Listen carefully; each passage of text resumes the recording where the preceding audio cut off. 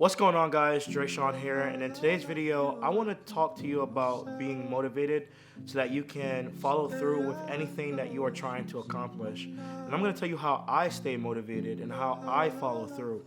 So the first thing you want to do is you want to create a why. What is your why? It's very important to know why you do what you do. If you don't know why you do what you do, then a lot of the times when you face adversity, you will face something that is much tougher than you, and it will hit you and you will not be able to recover. But when you know why you do what you do, it's so much easier to recover because there's nothing in this world that's going to be greater than your why. My why is my mom. My mom has taken care of me her entire life. She worked 3 jobs just to provide for me. And what I love most about my mom is just she's a hard worker and she's greatness, right? And because of that, she naturally motivated me and made me want to be just like that. I was around that my whole life. I was around somebody who was a hard worker. And from being around her, I just kind of gravitated towards that. But she's also my why because a lot of people might not know this, but my mom was actually a really fast runner when she was young. She actually was faster than the quote-unquote fastest sprinter in the world.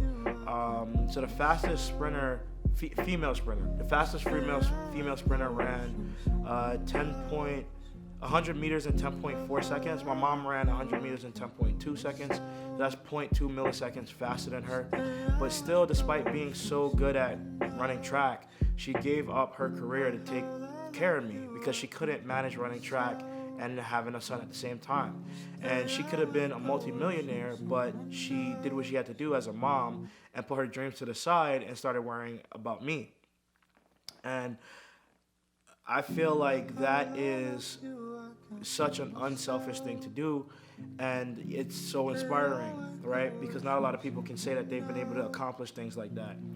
So my why quickly became my mom because of the love that I have for my mom and the sacrifices that my mom has made for me. And also other people in my family, like my grandmother. My grandmother made a lot of sacrifices for me. And so every time when I'm hit with adversity, the first thing that I do is think to myself, okay, I'm a representation of these 2 people, my mom and my grandmother, right? And in order for me to keep moving forward, I have to think, okay, they deserve to see the best version of me at all times. So when I'm faced with adversity, I'm never going to stop. I'm never going to stop going. I'm going to keep going because my why is to pay them back. Even though I don't need to, they told me I don't need to, but it's just something that I feel obligated to do. And that is what creates the fire underneath me, right? So that is what you need to know to be motivated, right? The second thing, well, that's one of the things you need to know. The second thing, if you really want to be motivated, is find some of the best motivational speakers that you like, that you gravitate towards, and watch them. My favorite motivational speaker is Inky Johnson. And the reason why he's my favorite motivational speaker is because of his story. I mean, he has a story like no other out there. And basically, to give you some background, Inky Johnson grew up in a really rough neighborhood. He went to one of the lowest performing high schools in Atlanta, Georgia. It was called Crim High. They actually used to call it Crime High because the graduation rate was lower than the dropout rate. And there was so much crime in there. And, you know, Inky Johnson grew up in a 2-bedroom house with 14 people with 1 bed. 14 people used to sleep on, 7 people used to sleep on 1 bed, and then the other 7 used to sleep on the floor, and they used to alternate throughout the week.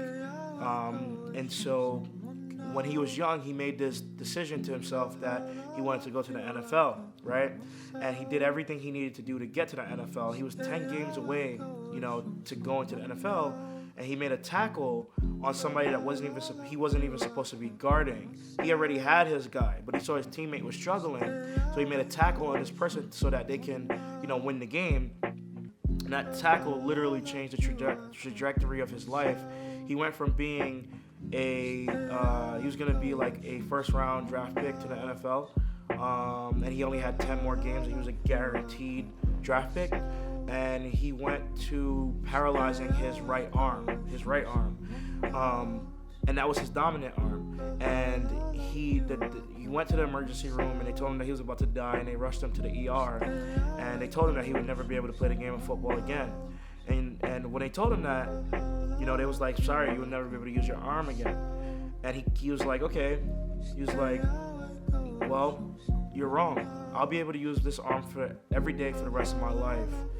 And what was so amazing is that he utilizes his arm to motivate people through his story of what has happened to him. He went into the hospital. They told him that he was going to be there for like 6 months. He went back to school the next week and went and got his master's, and then ended up finishing college, right? And he basically showed people from his neighborhood that it doesn't matter what people say about you, it doesn't matter what anybody thinks, it doesn't matter the adversity that you face, you'll be able to overcome it so long as you think positive. And so I think that is the best way to stay motivated. That's the best way to really understand, when you understand that other people around you or other people in this world are less fortunate than you, and then you also understand that what your why is and why you're doing what you're doing, it's so much easier for you to follow through on what you have to do, because at that point you have the confirmation that you need to know that you're gonna make it. You see, because everything that I do is never pulled from me. It's from my family, it's from people around me. And I know that there's no adversity that would ever be able to hit me that will completely break my spirit or completely break my character. Because true character isn't built during the moments when people see you. True character is built during the times when people don't see you. So think about that, and you'll get far. Peace.